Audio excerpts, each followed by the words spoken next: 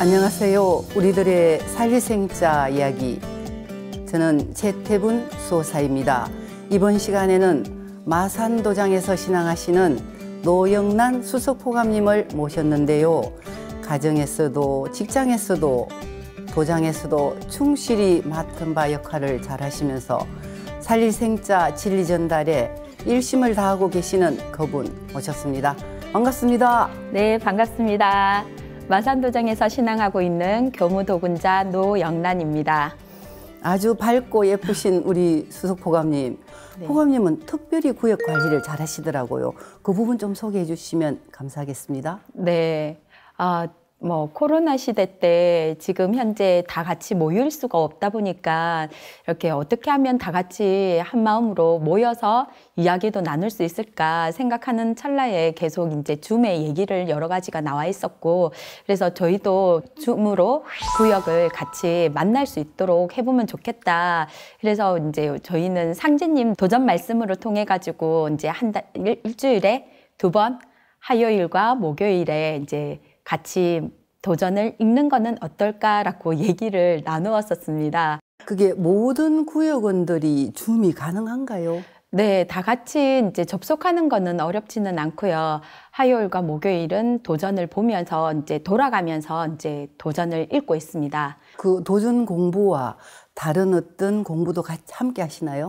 네, 3개월에 한 번씩 증산도 대학교 레포트가 있습니다. 그러면 다 같이 이렇게 할 수 있도록 독려를 할 수 있게끔 하는 게, 도장에서 잘 안 모여질 때 줌으로서는 언제 어디든지 우리가 스마트폰은 들고 다니니까 접속이 가능해서 다 할 수 있도록 이렇게 독려를 하고 있습니다. 그래서 저희 구역은 항상 레포트를 내게 되면은 거의 대부분 다 제출을 하는 상황입니다. 레포트 다 A뿔 받으시겠다, 그죠? 그 모든 그 역할에서 포감님이 주가 되셔서 그 협조를 잘 받으시네요. 네. 그 구역 대단합니다. 제가 이제 이렇게 하자라고 의견은 이제 제가 냈었지만 사실 구역원들이 안 따라주면은 할 수가 없는 겁니다. 그래서 제가 이제 주가 되어서 하기보다는 저희 부포감님한테 제가 이제 좀 할 수 있도록 얘기를 하고, 그 부포감님이 지금 현재 이렇게 진행을 하고 있고 아주 잘하고 있습니다. 네. 하신 지가 얼마쯤 되시고, 그리고 이렇게 도전 통독을 하신다 그랬잖아요. 네. 그러면 이 도전 횟수가 어느 정도 진행이 많이 되셨나요? 제가 사실 2년 전부터 저희는 그때는 줌은 몰랐었어요. 2년 전에 카카오톡에 7명까지가 참여가 가능해서 2년 전부터 카카오 그룹으로 이제 도전을 읽고 있었다가 작년부터 시작을 하게 되었던 겁니다. 지금 수석포감님은 도장에서도 하시는 일이 많으시지만 개인적으로도 하시는 일이 많죠. 요즘 근황을 좀 소개해 주시죠. 네, 저는 도장에서는 수석포감, 그리고 구역포감, 그리고 어린이 지도교사 를 맡고 있고요. 그리고 집안에서는 아내로서, 그리고 쌍둥이 엄마로서 지내고 있습니다. 오전에는 제가 중고등학교 코딩 특강을 하고 있고요. 오후에는 이제 초등학교 로봇 코딩으로 아이들을 가르치고 있습니다. 새벽에 4시 40분쯤에 일어나는데 사실 하루 24시간이 너무 부족할 정도입니다. 그래도 그 안에서 시간을 좀 쪼개어서 잘 활용할 수 있도록 애쓰고 있습니다. 네. 포감님의 그 시간 관리를 들으니까 정말 머리가 숙여집니다. 슈퍼맨이 돌아왔다는 프로그램도 있는데요. 어쩌면 돌아온 원더우먼 그런 분 같으시네요. 도장과 가정뿐만 아니고 직장일까지 완벽하게 하시는 수석포감님. 좀 전에 코딩 수업을 하신다 그랬잖아요. 네. 코딩이란? 네, 코딩은 소프트웨어로 컴퓨터 언어이고요. 예를 들자면은 우리가 자판기에 동전을 넣고 음료수를 빼는 그 과정을 프로그램을 하는 것을 코딩이라고 합니다. 저 같은 경우는 아이들이 로봇을 만들고 그 로봇을 움직일 수 있게끔 프로그램을 하는 수업을 하고 있습니다. 그렇군요. 얼마 전에 제가 식당에 가서 요리를 시켰는데요.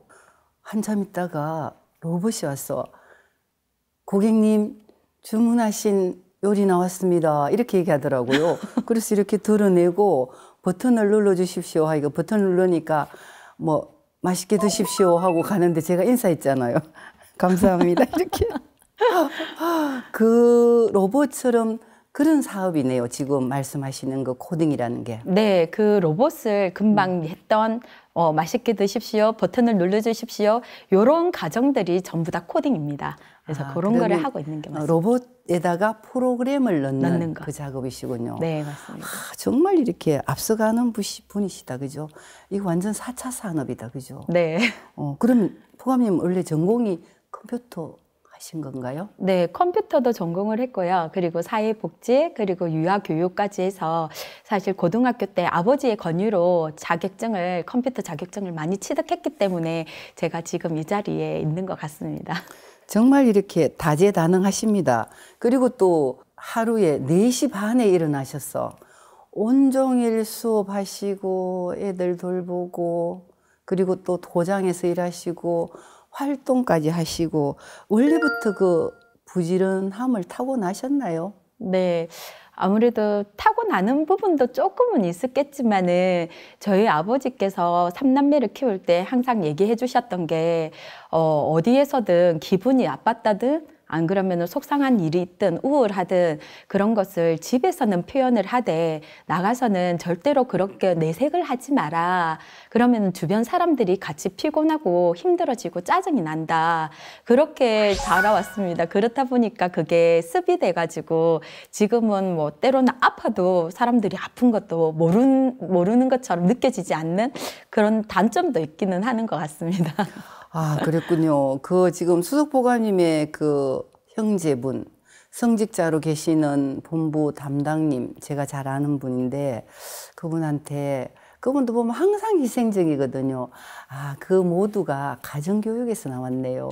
그리고 제가 자주 그런 얘기를 물었어요. 어떻게 3남매가 성직자가 다 되어서 이렇게 열심히 신앙을 하느냐고 부럽다고 그렇게 얘기하면 항상 그 오빠분은 우리 막내 영란 수석포감님이 가장 신앙을 잘한다고 그렇게 자랑을 하셨거든요. 네. 그래서 이렇게 밝고 부지런하고 예쁘신 우리 막내 영란님을 만나게 되어서 영광입니다.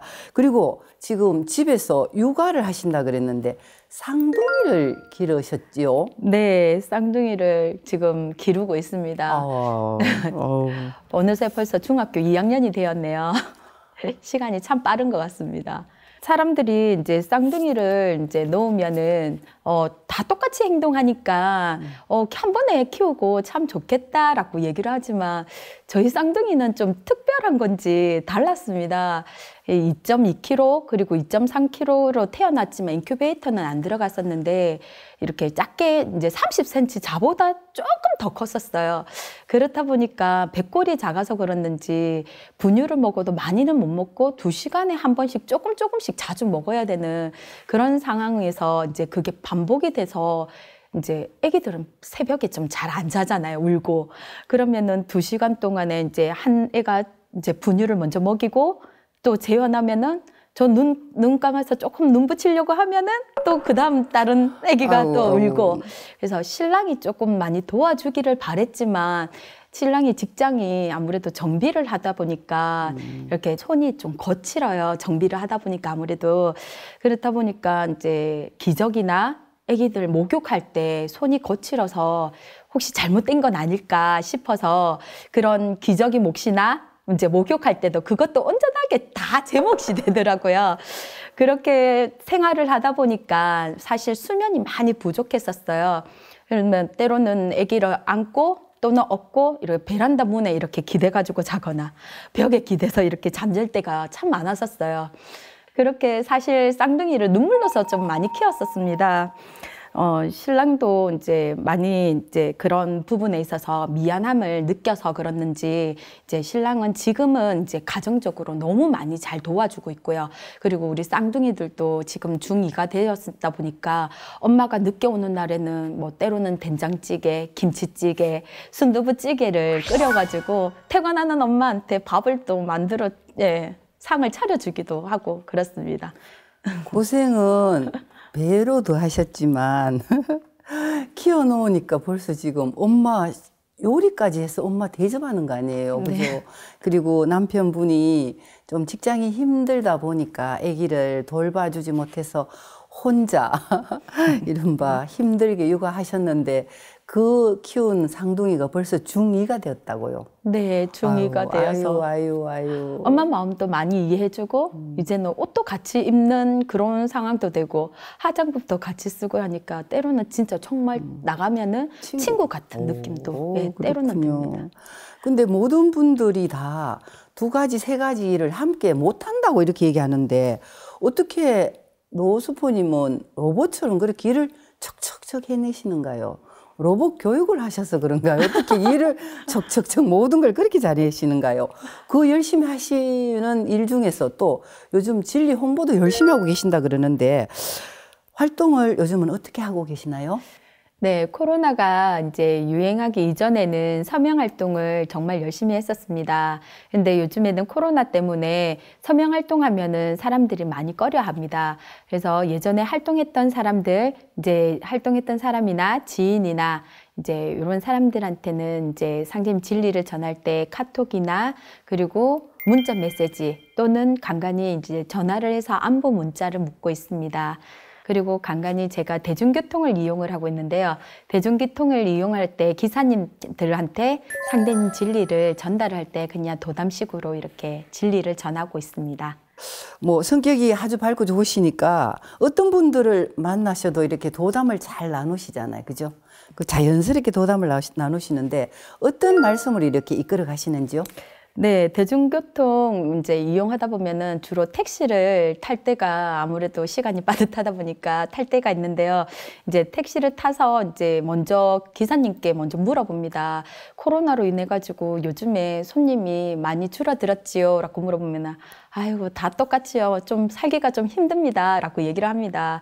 그러면 아유 그럼 다 마찬가지네요. 라고 얘기를 하면서 이제 자연스럽게 이렇게 얘기를 꺼냅니다. 전염병이 코로나에서 끝나는 게 아니라 전문가들도 앞으로는 더 큰 병난들이 올 거다라고 얘기를 하는데 이런 병들이 일어나는 이유가 뭔지 아세요? 라고 물어봅니다. 그러면은 당연히 모른다라고 얘기를 하고 인간의 이제 인간들이 만들어낸 게 아닐까요? 라고 얘기는 하는 사람들도 있습니다. 그럼 저는 이제 그대로 상심 진리를 얘기를 해주고 있습니다. 이제 지구의 사계절이 있습니다. 그런 지구의 사계절은 이제 초목 농사라고 하고요. 이 지구보다도 더 큰 주기인 우주의 사계절도 있습니다. 우주의 봄, 여름, 가을, 겨울도 있습니다. 그리고 우주의 가을에는 이제 사람을 추수하게 되는데요. 근데 이때 우리가 지구 일련에서는 농부가 이렇게 가을철에 열매를 수확하지만 우주 일련에서 인간을 추수하는 거는 바로 우리 이 땅에 하나님이 하십니다. 그거를 우리말로 순수하게 상제님이라고 얘기를 합니다. 그래서 우리가 우주 일련은 못 느끼는 것은 우리가 지구에서 살다 보니까 지구의 봄, 여름, 가을, 겨울만 느끼지 우주의 일련은 느낄 수가 없는 게 예를 들자면은 하루살이가 하루를 사는 것, 하루를 살다 보니까 내일을 모르듯이 그거와 똑같은 것 같습니다라고 얘기를 합니다. 그 지금 수포님이 이런 말씀을 지금 택시 기사분하고 나누는 거잖아요. 네. 그분이 얘기가 잘 되는 건 어쩌면 수포님이 너무나 이렇게 설명을 잘 하신 거잖아요. 그죠? 그래서 그 진행이 되고 있나요? 네, 그렇게 해서 이제 이게 바로 개벽입니다. 라고 얘기를 합니다. 그러면은 개벽이라는 게 10개, 10벽자로 해서 새로운 세상이 이제 열린다라는 것으로 이렇게 어두운 종말론이 아닙니다. 라고 얘기를 합니다. 그러면은 이제 지금 코로나뿐만 아니라 앞으로 대병난들이 일어난다고 하는 이때 반드시 우리가 필독서를 읽어야 되는 책이 바로 이 생존의 비밀이라는 책이 있습니다. 그래서 이거를 읽게 되면은 우리가 지금 현재 일어나는 이 코로나에 대해서 어떻게 나와 나 가족을 이렇게 지킬 수 있는지 이거를 알 수 있습니다. 그래서 이 법방들이 그 가족을 지킬 수 있는 이 법방이 바로 이 책에 있습니다. 한번 책을 좋아하시면 한번 읽어보시겠습니까? 라고 하면은, 예, 좋아한다고 하면은 이렇게 전달을 하고요. 책은 안 좋아하지만은, 아이고, 이거 얘기를 너무 잘해서 쉽게 이해할 수가 있습니다. 라고 얘기를 하면서, 그럼 기사님 혹시 죄송하지만은 이제 제가 이런 정보들을 이제 여러 가지 정보들을 이렇게 자주 이렇게 보내드리고 싶은데 카톡을 하시면은 연락처 하나만 좀 주시면 안 되겠습니까? 라고 하면은 기사님이 연락처를 주시더라고요. 그러면은 이제 관련된 정보 같은 거를 카톡으로 전달을 하고 있습니다. 그렇게 전달을 하면서 지금까지도 계속 연락을 하고 지내고 있습니다. 그 수석보감님의 그 전형적인 그 상냥함과 그리고 교사분들이 그 특유의 또박또박 정리를 잘해 주시니까 간략하게 진리 핵심을 잘 전했어. 그리고 결론은 본인의 그 카톡 번호도 주시고 또 책에 관심을 갖게 되셔서 책을 읽는 분, 그분도 있고 정보를 받으시는 분도 있네요. 그죠? 네. 그러면 이런 실제 사례를 한번 듣고 싶은데요. 그 포감님께서 하신 분 중에 처음 이렇게 인도하신 분 사례 부탁할까요? 네, 대학교 다니는 시절에 등산도 진리가 좋았고, 그리고 사람들이 좋아서 저는 패널 활동에 좀 더 이렇게 집중이 되어서 활동을 했었습니다. 그렇게 이제 꾸준히 하다 보니까 어느 날 한 중년의 한 남자분이 패널을 계속 집중적으로 보면서 계시길래 또 다가가서 얘기를 했더니, 호응도 좋고, 호응도 좋고, 그리고 이렇게 책도 좋아하고, 그리고 상생방송 안내를 하니까 이렇게 반응이 정말 좋아가지고 다음번에 계속 연락처를 받고 난 다음에도 계속 연락을 하면서 결국은 도장으로 한번 인도를 했었습니다. 이렇게 도장으로 인도를 해서 이제 진리 교육을 받고 이렇게 하면서 이제 입도를 했었었는데요.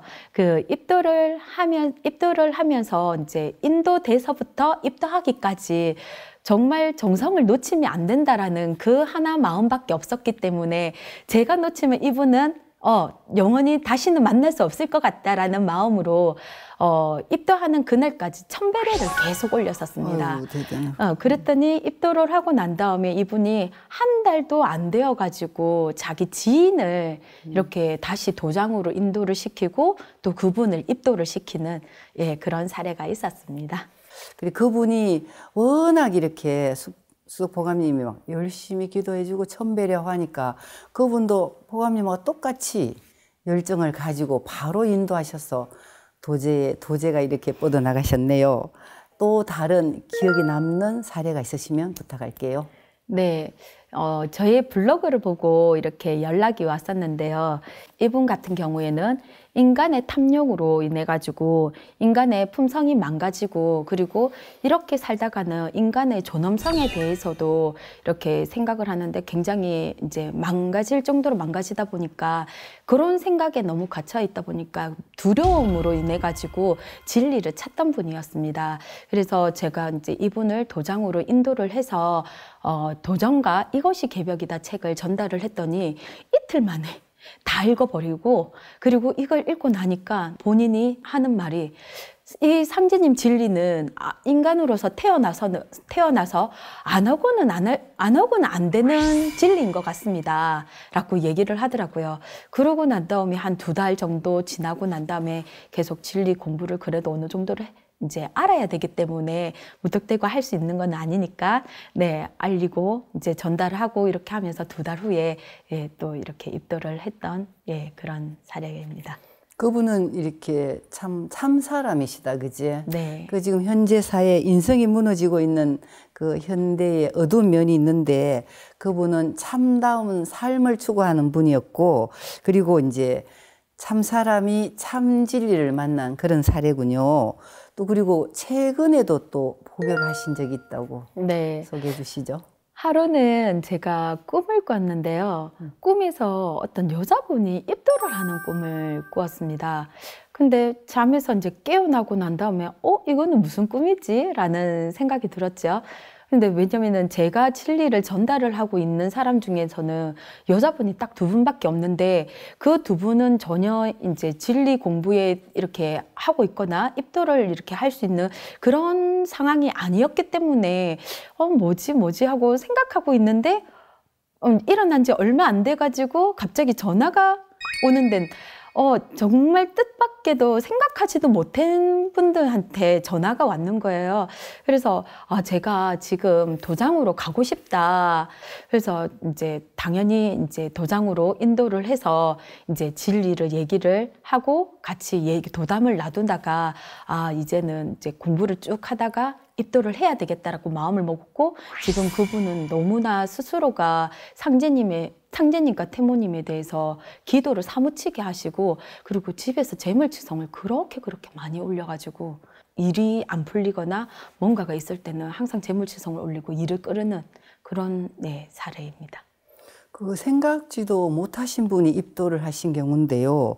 워낙 이렇게 본인이 정말 빨간 정성을 들이고 있으시니까 이렇게 가능한 사례겠죠. 그죠? 그리고 또 항상 이렇게 영적으로 충만해 계시니까 꿈에서 먼저 이렇게 순서는 이분이 아니고 다음이지만 이분 빨리 입도를 해야 되겠다 이래갖고 먼저 이렇게 들어오셨네요. 그죠? 그러면 저기 수포감님은 정성 수행은 어떻게 드리고 계시나요? 네, 제 자신을 일단 매일 바르게 세워야 된다라는 생각으로 그리고 천하사에 크게 쓰임이 받는 일꾼으로 되게 해달라고 일단은 기도를 드리고 있습니다. 그리고 제가 이제 매일 105배와 하루에 이제 2시간 반에서 3시간 정도 수행을 꾸준히 하고 있는데요. 배례를 할 때는 항상 참회 배례를 많이 하고 최대한 사람을 많이 살릴 수 있도록 해달라고 기도를 하고 있습니다.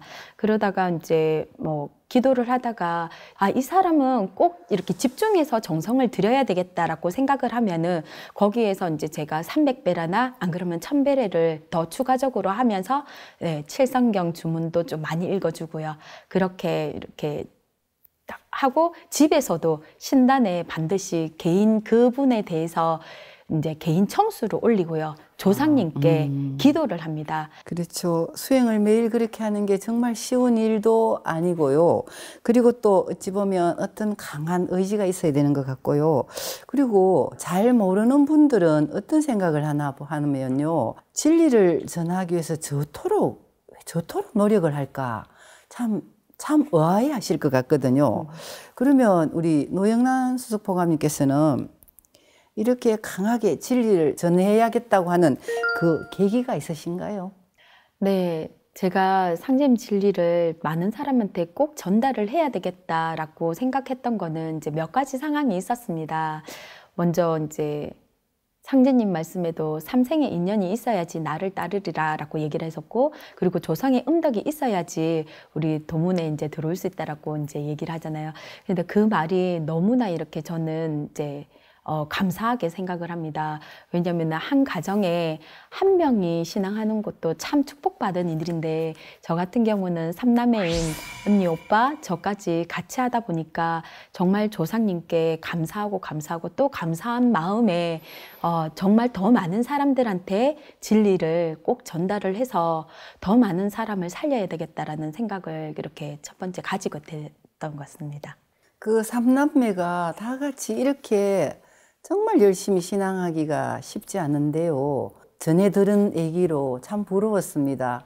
삼남매가 오늘은 울산에서, 오늘은 마산에서, 대구에서 조상님 천도식 할 때 다 같이 모여서 막 이렇게 기도하고 이런 거 보면 너무 부러웠거든요. 처음에 입도하고 초입신도일 때 그때도 어떤 생각이 들어서 이렇게 신앙을 열심히 하게 됐다 하는데 그 계기를 좀 설명해 주시면 좋겠네요. 네. 일단은 어쨌든 삼남매가 같이 이렇게 신앙을 하는 거에 대해서는 조상님께 이제 보답하는 길은 사람을 많이 살려야 된다라고 생각을 했었고요.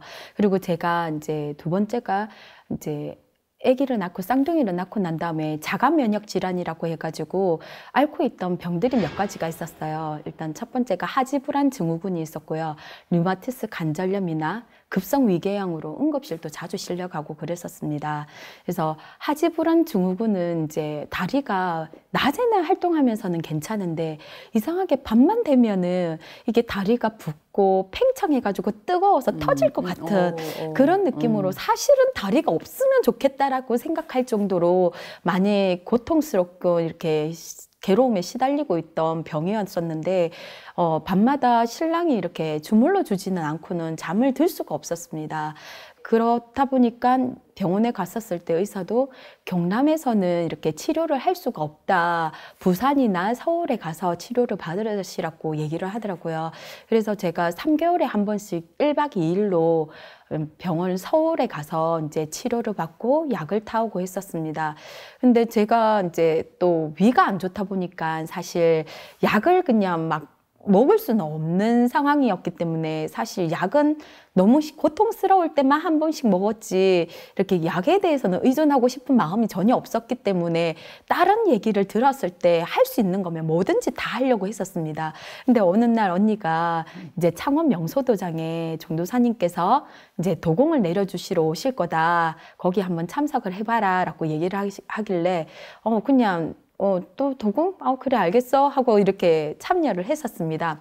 네, 도공을 하는데 종도사님께서 그때 1시간을 거의 집중적으로 도공을 한 적이 있었어요. 그래서 눈도 안 뜨고 정말 그냥 아무 생각 없이 도공을 막 했는데 다 끝나고 나니까 이렇게 자리를 이제 좀 정리한다고 이렇게 보다 보니까 제 다리가 종아리뿐만 아니라 허벅지까지 멍이 시퍼렇게 이렇게 들어있는 거예요. 그래서 제가 그때 치마를 입고 있었기 때문에 주변 사람들도 다 확인하고 다리가 왜 그러냐고 멍이 너무 크게 들어있다 보니까 사람들이 다 놀래더라고요. 근데 그때는 몰랐었어요. 그리고 집에 가서 신랑한테도 이렇게 다리를 보여주고 뭐 했길래 이렇게 됐냐고 얘기를 하던데 그러고 난 다음에도 그냥 도공을 했었고 지속적으로 했는데 어느 순간에 제가 신랑도 다리를 주물지 않아도 제가 잠드는 어느 그 순간이 갑자기 찾아오더라고요. 그래서 도공을 계속 할 때마다 다리는 멍들어 있었고 어느 순간에 보니까 다리에 멍도 이제 서서히 빠지기 시작하면서 다리가 안 아프기 시작한 거예요. 그래서 이거는 그때 당시 도공할 때는 몰랐는데 시간이 지나고 보니까 이게 안 좋았던 게 이렇게 타공을 하면서 이렇게 빠져나왔던 거구나라는 것을 느꼈고 사실 다리가 너무 아파오니까 아팠다가 지금은 괜찮아지니까 다시 새로 태어난 느낌? 정말 말 그대로 살만했습니다. 너무 힘들었었거든요.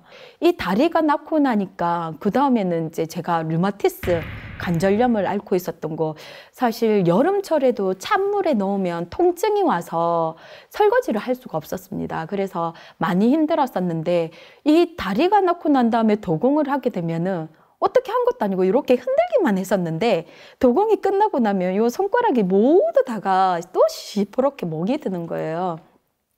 그래서 이건 또 뭐지? 류마티스가 또 나으려고 하나? 라고 생각을 하고 도공을 그 뒤로부터는 계속 지속적으로 많이 하게 되었습니다. 그렇게 한 2주 동안 멍이 들더니 깜짝같이 병원에 가서 입원까지도 할 정도였는데 이게 관절염이 전혀 손가락에 통증이 없어지기 시작하더라고요.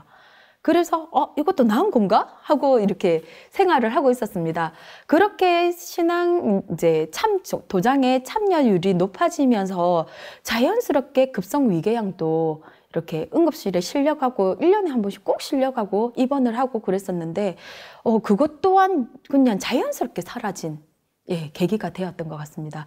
그래서 저는 정말 증산도 도공을 하면서 새롭게 태어난 몸으로 다시 신앙을 하는데 제가 이걸 너무 큰 은혜를 받았기 때문에 이 은혜는 정말 보답하는 길은 더 많은 사람들한테 아프지 않게 진리를 전하고 그 사람들도 아픈 사람들도 나을 수 있고 또 앞으로의 미래에 더 많은 사람들을 또 살릴 수 있는 계기가 되었으면 좋겠다라고 마음을 또 갖게 되었습니다. 노스포님은 뭐 정말 이렇게 좀 크게 은혜를 많이 받으신 분이에요. 열심히 하셔야 될 것 같아요. 그죠? 그리고 그 모든 그 감사함을 정말 본인은 이 은혜를 갚아야 되겠다 하여 더 많은 사람한테 진리를 전하고자 하는 그 마음이시잖아. 그죠? 네. 예. 그리고 그 3대가 모두 신앙을 하게 되는데요. 가족이 모두 이렇게 신앙하게 된 그 사연.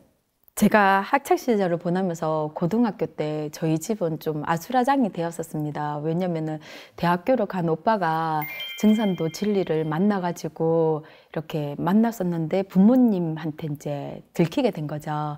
그 일반적으로 부모님 입장에서는 교회도 아니고 절에도 모르니까. 아니고 이러다 보니까 잘못된 것 같다라고 생각만 가지고 무조건적으로 반대를 했었고, 그리고 그냥 학교를 보내놨다가는 더 큰 일을 벌릴 수도 있겠다라고 생각을 해서 오빠를 이제 대학교에 가가지고 직접 가서 데리고 와서 집에 이제 옷도 다 벗겨버리고, 네, 집에 이제 감금을 시켜놓은 거죠.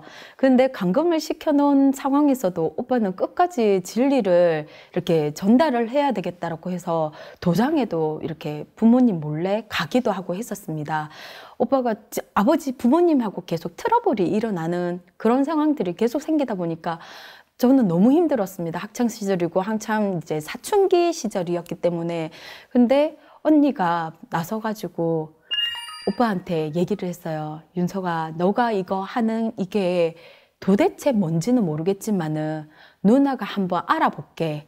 대신에 정말 이것이 만약에 아니다 싶으면 가감하게 누나가 니를 데리고 나오겠다. 너를 위해서 누나가 그냥 이렇게 있으면 안 되겠다. 너를 꼭 살려러 가야 되겠다. 구해줘야 되겠다. 라고 생각을 하고, 그러고 난 다음에 저와 부모님 몰래 언니가 같이 오빠와 함께 증산도 도장을 방문을 해서 진리를 듣고 있었던 겁니다.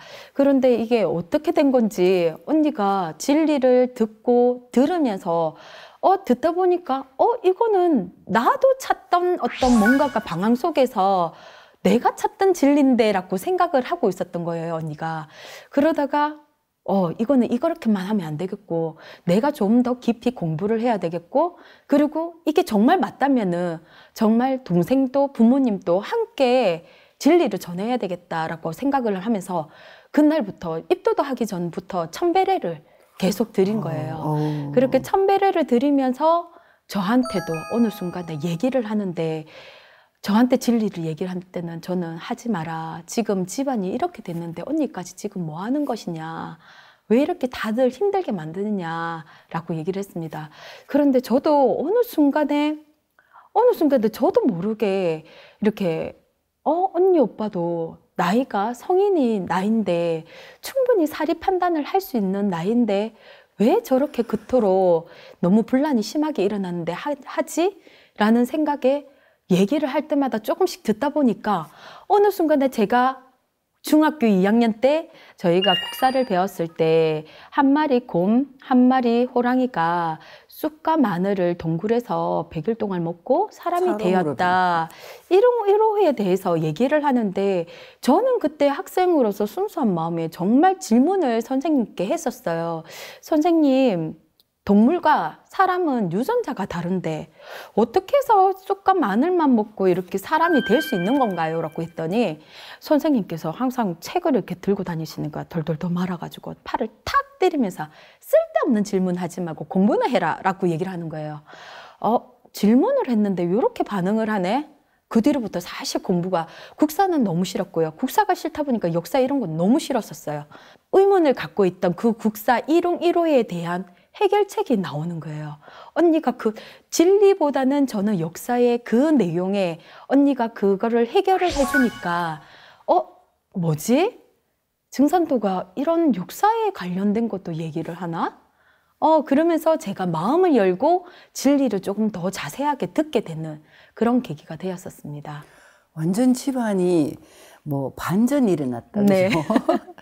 그 오빠가 처음 신앙했을 때 그 부모님이라든지 온 가족이 반대를 했고, 그 반대 속에서도 그 윤석 오빠는 굳건히 진리를 지키겠다고 몰래 도장을 다니고 너무 집이 시끄러우니까 은숙 누나가 동생을 구하러 도장을 가셨군요. 그래서 누나는 거기 가서 이거는 해야 되는 거다. 동생만 아니고 온 가족이 해야 되는 거다. 이렇게 얘기하면서 집에 와서 동생에게도 얘기하고 그러면서 네. 이제 수석보가님은 역사 부분에 대한 의혹은 풀어졌어요. 예. 진리 부분에 대해서는 어떤 얘기를 듣고 풀어졌나요? 네, 진리를 듣다 보니까 제가 진리에 대해서 이렇게 깊이 있게는 잘 몰랐지만, 아, 여기에는 참 뭔가가 정의롭고, 그리고 깨끗하고, 이거는 이렇게 거짓된 부분은 아닌 것 같아. 참 진실하다. 이런 것들이 굉장히 많이 느껴지더라고요. 그리고 이렇게 숙연해지더라고요. 제 자신 자체가 숙연해지더라고요. 한 번은 언니가 도장에 한번 가볼래? 라고 얘기를 하는데 저도 모르게 발걸음이 그냥 너무 가볍게 따라가지게 되더라고요. 그러면서 도장에 가서 진리를 듣다 보니까 이렇게 내가 이 도장에 들어갔을 때 이 상제님, 태모님 모든 신단을 보고도 참 놀랍다가 아니라 와, 굉장하다. 이런 생각이 들었었거든요. 그래서 뭔가가 낯설지 않고 참 편안하고 포근하고 그런 느낌이 많이 들었었던 것 같아요. 정말 자연스럽게 받아들이셨네요. 네. 그죠? 그리고 또 훌륭한 스승 언니 오빠가 계셨잖아요. 그죠? 그분들이 이제 이렇게 정말 인도를 잘해 주셨고 엄마 아버지는 어떻게 해서 하셨죠? 엄마 아버지가 되게 완강하셨고 그죠? 네. 어떤 생각이 들었냐면은 부모님도 같이 해야 될 텐데 부모님이 입도를 안 하고 우리들의 진짜 조상 이제 참 하나님은 정말 부모님인데 안 하면은 내가 여기 인들 무슨 의미가 있겠느냐라는 생각이 들었었습니다. 그래서 부모님도 입도를 해야 되겠다라는 마음을 이제 입도를 꼭 시켜야 되겠다는 마음을 먹고 정성 수행을 하기 시작을 했고 이제 재무칠성을 정말 끊임없이 한 49일 동안을 정말 때로는 라면을 올리더라도 재무칠성을 끊이지 않고 49일 동안 빠지지 않고 했었습니다. 그러면서 부모님의 마음이 조금씩 서서히 열리기 시작하더니 어느 순간에 같이 도장을 가보자라고 얘기를 하니까 도장을 가게 되었고 그렇지만 마음이 입도까지는 마음을 이렇게 못 여시더라고요. 아버지께서는 마음이 다 열려서 입도를 하기를 바랬지만은 어머니가 마음이 아직 확고하기가 이렇게 다 열린 게 아니라서 참여를 해보고 개벽주도 읽고 주문도 읽고 이러면서 어머니께서 체험을 많이 하셨었거든요. 그런데도 이렇게 아직까지는 마음이 입도를 하고 싶은 마음이 안 생겼었는가 봐요. 그러면서 내 정성이 부족한가 보다. 조금 더 이렇게 배려도 더 좀 추가를 해서 하고 이렇게 정말 사무치니까 기도할 때마다 눈물이 나오더라고요. 그런 사무치는 마음으로 계속 꾸준히 조금 더 힘을 내서 21일을 더 마지막으로 더 집중적으로 하자라고 마음을 먹었더니 그 사이에 엄마가 또 마음을 변화가 되어가지고 엄마까지 입도를 하게 되었는데 이제 마지막으로 남은 사람이 제 옆에 있는 사람, 남편이었습니다. 이제 저희 신랑 같은 경우는 참 이게 모든 상림 진리를 만나는 게 때가 있고 운수가 있는 게 확실하다라고 생각이 들었던 게 저희 신랑 이제 직장에 이제 정비업을 하다 보니까 그 정비소에 많은 책임자들이 많이 찾아갔었거든요. 그때마다 이렇게 찾아가도 진리 얘기를 꺼내도 이제 무심코 좀 기박구로 듣는 그런 경우가 많았었는데 어느 순간에 갑자기 신랑이 마음을 턱 열고 저희에 대해서 이제 불만을 하소연을 막 얘기를 하는 거예요. 신앙에 너무 이렇게 좀 빠져가지고 있는 게 아닌가. 그래서 하소연을 하면서 얘기를 하는데 이때다 싶다라는 생각이 들었어요. 단 한 번도 마음도 열지도 않았었는데 불만을 얘기를 한다라는 거는 이 마음을 마음을 열 수 있는 계기가 될 수도 있겠다라는 생각이 들어서 잘 걸렸다. 이제 또 집중적으로 또 수행을 들어가야 되겠다라고 생각을 했었습니다. 그렇게 해서 제가 시금을 전폐하고 한 달 동안 신랑한테는 도장을 안 가는 척 그리고 저는 직장만 다니고 집에 와서 이제 끙끙 앓아 누웠었죠. 근데 사실 직장을 끝나고 난 다음에 도장을 들려서 정성 수행을 다 하고 집에 와서 알아 눕는 척을 했었습니다. 그렇게 신랑은 제가 혹시나 또 잘못될까 싶어가지고 걱정인 마음에 내가 한번 도장에 가보겠다라고 말을 했었습니다. 그렇게 도장을 참여를 하면서 진리 공부를 좀 해보고 직접 책도 읽어보더니 다이제스트 개벽을 읽어보더니 마음이 열려서 내가 입도를 하면 되겠나 그럼 네가 좀 힘이 나겠나라고 얘기를 했었습니다. 그렇게까지 신랑이 입도를 하고 나니까 더 이상의 저는 이제 천하사를 이렇게 다 바쳐서 하지 않으면은 더 이상은 안 되겠다. 그리고 제가 신앙에 있어서 배고배는 항상 빠지지 않고 꾸준히 해왔었는데 이렇게 배고배도 놓치고 때로는 이제 신앙에 해이해지는 어떤 나태함이 나오게 되면은 제가 아팠던 부위들이 다시 살아나는 그런 것들이 너무 많이 느껴졌기 때문에 이거는 마음에 방심도 할 수가 없는 네, 그런 상황까지 가다 보니까 좀 더 이렇게 신앙에 대해서 더 확고한 신앙을 하게 되는 계기가 되었던 것 같습니다.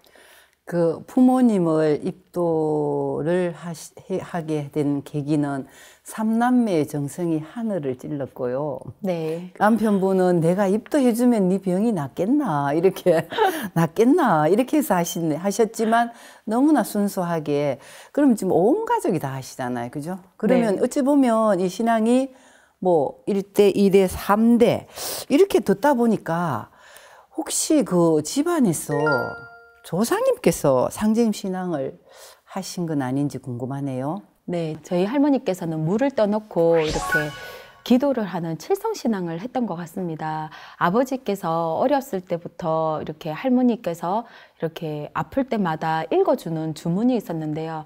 아버지가 이제 저희가 아버지 입도하시기 전에 이렇게 주문을 얘기를 했더니 이거 할머니가 어렸을 때 아빠가 아플 때 그리고 고모가 아플 때 누군가가 아플 때 많이 읽어주던 주문이다라고 얘기를 했었습니다. 그래서 여러 다양한 주문을 아버지가 기억을 하고 계시더라고요. 그리고 개벽주 같은 경우는 완벽하게 기억을 하고 계셨고요. 그리고 저희 고모도 한 번은 아프셔가지고 입원을 하셨을 때 가서 고모 이렇게 아플 때는 몸에 안 좋은 이렇게 기운이 있기 때문에 그런 안 좋은 것들을 삿된 것을 이렇게 물리칠 수 있는 주문이 있다. 그게 개벽주인데 개벽주를 많이 읽으면은 좀 더 이렇게 몸이 가벼워질 거고 좋을 거다. 그 개벽주가 어떻게 읽는 건데? 라고 얘기를 하더라고요. 그래서 이렇게 가르쳐 줬더니 이거 할머니가 읽던 거다라고 하더라고요. 그래서 고모도 기억을 잘 하고 있었습니다.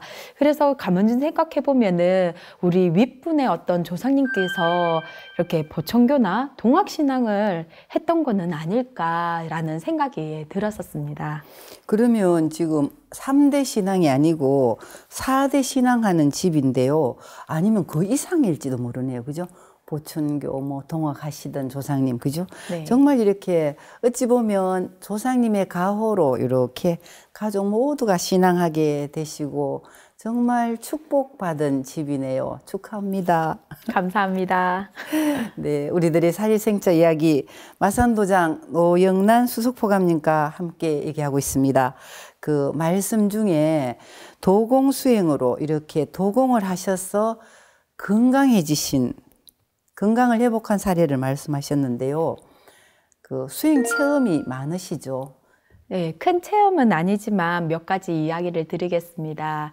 제가 학교를 이제 수업을 하고 있을 때 그때 당시에 학원도 같이 운영을 하고 있었습니다. 학원까지 운영을 하다 보니까 이제 고학년들이 있고 이러면은 이제 늦게 마치다 보면 집에 오는 시간이 뭐 빠르면은 뭐 11시 때로는 뭐 새벽 1시 자주 이렇게 늦은 귀가를 하다 보니까 삶의 해이를 좀 많이 느꼈었습니다. 그러면서 이제 이거를 어떻게 좀 정리를 하고 극복해 나가지라는 고민이 들었었고요. 이런 고민이 들 때 퇴근 시간이 늦더라도 항상 도장으로 발걸음을 했었습니다. 그러면 도장에 가서 태상 종도사님 딱 앞에 저는 항상 방석을 깔아놓고 배례를 했었는데요.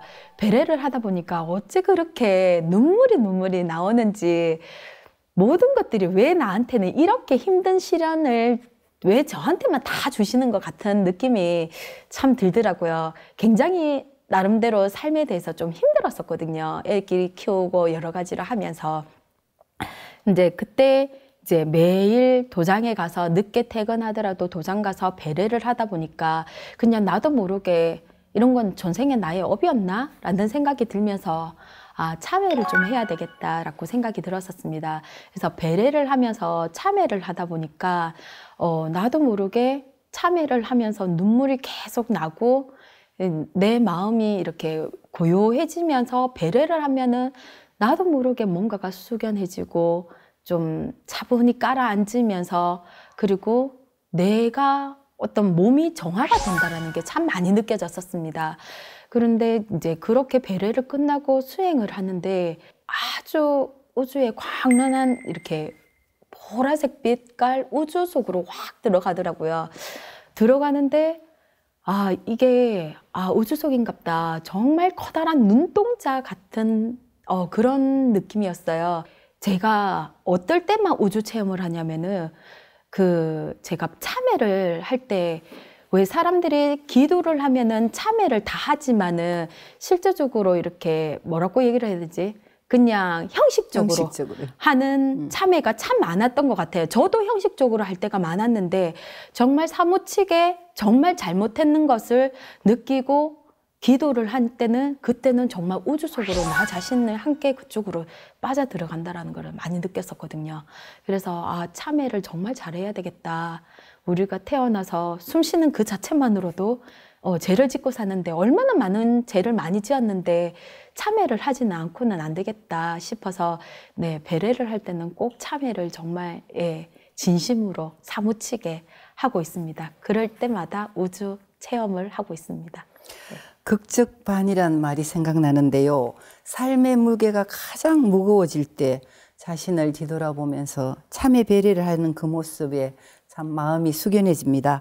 사무치게 참회하는 기도를 할 때 우주 속으로 보라색 눈 속으로 들어가신 그 체험을 하셨네요. 그죠? 정말 큰 사례이시다. 그죠? 너무나 큰 체험을 하셨고 그러면서 이제 신앙이 아주 깊어지셨네요. 그죠? 네. 다른 사례 있으시면 부탁할게요. 네. 제 몸이 평소에 많이 냉해서 한의원에서도 그리고 병원에서도 사실 이렇게 알고 있는 질병이 있었습니다. 그래서 이제 손발이 많이 냉하다 보니까 제가 어떻게 하면 좀 따뜻해질까, 그리고 몸이 어떻게 하면 좀 더 건강해질까, 이런 생각을 하다가, 진시호흡을 전도사님께서 이렇게 집중적으로 얘기해 주시는 그 도움 말씀이 많이 있었습니다. 그러면서 진시호흡을 좀 해봐야 되겠다라고 생각을 했는데, 진시호흡이 우리가 일상생활에서 진시호흡하기가 좀 쉽지는 않잖아요. 그러면서 어느 순간에 이거는 쉽지 않아도 해야 되겠다라는 마음이 생기더라고요. 그래서 수행을 하는데 수행을 조금 빠르게 해야 되는데 조금 늦더라도 진식호흡을 정확하게 하면서 수행을 해봐야 되겠다라고 생각을 하고 진식호흡을 하는 어느 순간에 갑자기 제 몸의 동맥 쪽으로 이렇게 따뜻한 기운이 확 올라가는데 이게 이제 날숨, 들숨 할 때 이게 스포이드를 탁 눌리면 올라갔다가 또 놔두면 쭉 내려오듯이 이게 동맥 기운으로 뜨거운 기운이 쑥 올라갔다가 내려갔다 이게 느껴지더라고요. 그러면서 어느 순간부터 손발이 다시 따뜻해지기 시작하면서 저희 어머니가 너무 놀라시는 거예요. 어렸을 때부터 손발이 차갑고 냉해가지고 익모초라는 이제 약초도 많이 이렇게 먹였는데 손이 어떻게 이렇게 따뜻하지? 발 한번 만져보자 이러는데 발도 어떻게 이렇게 따뜻하냐고 얘기를 하는데 이 엄마 진식호흡이 수행하면서 참 중요하다라는 걸 많이 느꼈다. 그래서 진식호흡을 꼭 해야 되겠다라고 하면서 얘기를 했더니 요즘에는 언니도 오빠도 이제 부모님도 이렇게 진식호흡을 조금 많이 하고 있는 상황입니다. 네, 쉽지는 않지만 의식을 하고 진식호흡을 하니까 수행도 잘 되고 잡념이 없어지는 거는 확실한 것 같습니다. 우리는 범식호흡을 하는데 본인은 진식호흡이 되시는군요. 그리고 또 이렇게 현재 모든 사람들은 수족냉증, 몸이 차가워서 많은 분들이 고생하시는데 이런 분들이 수행을 해서 진식호흡을 해서 몸이 따뜻하게 건강 회복이 됐으면 좋겠습니다. 어찌 이렇게 얘기 듣다 보니까 수석보감님한테 이렇게 빨려 들어가는 것 같은데요. 재밌기도 하고 유익하기도 한 사례담을 많이 해주셨는데요. 마지막으로 각오 한마디 해주시죠. 상제님 말씀에 굽은 길과 갈림길이 많아서 죽는 길로 빠져드는 게 많은데요. 탄탄한 태도의 삶이 없는 것이 아니라 우리가 바로 찾기가 어렵다라는 말이 있습니다. 포스트 코로나 시대에 사람들이 분명 무언가를 찾고는 있지만 그 무언가가 무엇인지를 모르는 경우가 있는 것 같습니다. 우리는 방황의 종지부를 찍을 수 있는 게 상제님 진리를 만나는 것이라고 생각을 합니다. 온전한 나, 진화를 찾아서 상제님 진리를 만날 수 있게끔 하는 것이 저의 신앙의 마지막 목표입니다. 네, 지금까지 가정과 직장, 도장에서 1인 다역의 역할을 충실하게 멋지게 하고 계시는 노영란 수석포감님의 사연이었습니다. 많은 분들의 가슴에 용기라는 씨앗을 심어주셨고 앞으로도 큰 성과 있으시기를 응원하겠습니다. 고맙습니다. 감사합니다. 모든 일에 일심하면 이루지 못할 바가 없나니 천지만물과 천지만사가 일심이 없으면 불성이니라. 일심의 중요성을 깨우쳐주는 정산 상제님의 말씀인데요. 누구나 살다 보면 삶의 고단함을 한탄할 때가 있습니다. 삶의 무게가 버거울 때마다 신앙으로 극복하고 일심으로 신앙하고 있는 사연을 전해드리며 우리들의 살생자 이야기 다음 시간에 더 알찬 내용으로 찾아뵙겠습니다. 함께해 주신 여러분 고맙습니다.